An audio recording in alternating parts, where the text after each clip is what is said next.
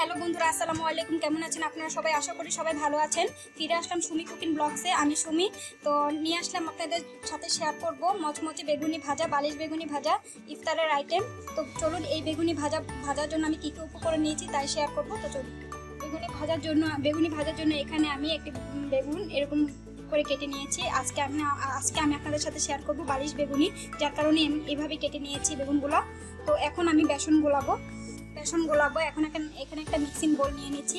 এখন একটা চালনি নিয়ে নিয়েছি, বেসনটা চেলে নেব। বেসনটা চালার কারণে বেসনটা অনেক স্মুথ এবং যে কিছুই ভাজেন না কেন, বেগুনি আলু চপ যাই ভাজেন না কেন, অনেক সুন্দর ফুলবে এবং মজা হবে।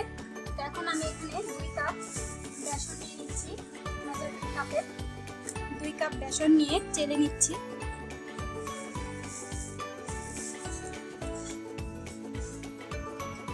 এখন আমি এগুলো চেলে নিচ্ছি। তো এখানে আমি হলুদ মরিচের গুঁড়ো দিয়ে দিচ্ছি স্বাদ মতো লবণ, আর দিয়ে দিচ্ছি সোডা। এখানে আমি সামান্য একটু সোডা দিয়ে দিচ্ছি, বেকিং সোডা। তো এখন আমি এগুলো চেলে নিচ্ছি।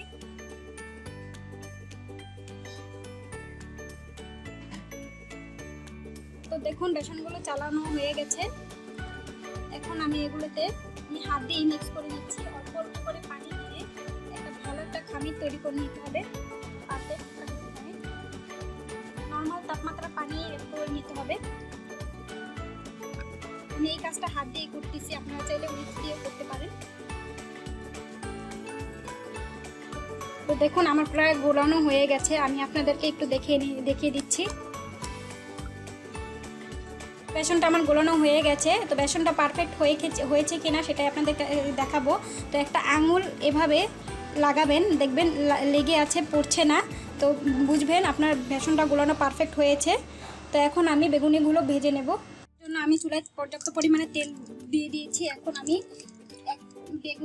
একটা বেগুন নিয়ে এইভাবে বেসনে লাগিয়ে নেব। তো দেখুন, আপনারা ফলো করুন। তো লাগানো হয়ে গেলে আমি তেলে দিয়ে দেব। তেলটা আস্তে আস্তে গরম হোক, বেগুনিটা আস্তে আস্তে হবে। তেলটা বেশি গরম করলে পুড়ে যেতে পারে। তো আমি একটা করে বেগুনির বেসন লাগিয়ে নিচ্ছি আর তেলের মধ্যে দিয়ে দিচ্ছি।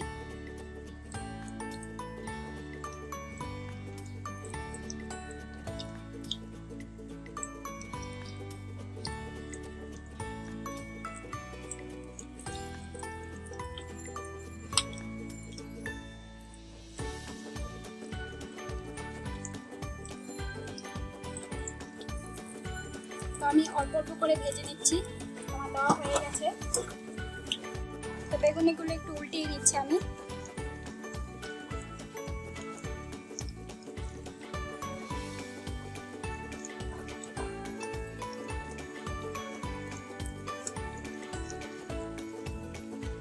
দেখুন বেগুনিগুলো পুরো বালিশের মতনই ফুলে যাচ্ছে, দেখতে কত সুন্দর লাগছে। তো আমি এগুলো ব্রাউন কালার হওয়া পর্যন্ত ভেজে নেব। এবং তো দেখুন বেগুনিগুলো হয়ে গেছে, এখন আমি উঠিয়ে নিচ্ছি।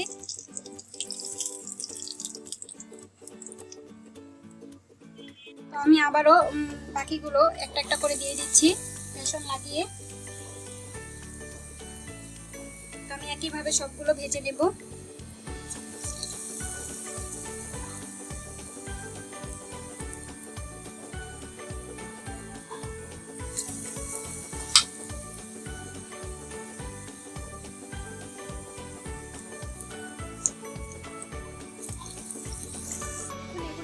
বালিশের মতন ফুলে গেছে। তো বাকিগুলো আমি এইভাবে বেজে নিয়ে আপনাদেরকে পরিবেশন করে দেখা দিচ্ছি। তো বন্ধুরা, হয়ে গেল আজকে আমাদের ইফতারের আইটেম মচমচে বেগুনি ভাজা। তো এই বেগুনি ভাজা অবশ্যই আপনারা বাসায় এইভাবে ট্রাই করে দেখবেন। ভালো লাগলে অবশ্যই লাইক কমেন্ট শেয়ার করতে ভুলবেন না। তো বন্ধুরা, আমার চ্যানেলটি যদি ভালো লেগে থাকে বা ভিডিওটি যদি ভালো লেগে থাকে সাবস্ক্রাইব করতে ভুলবেন না।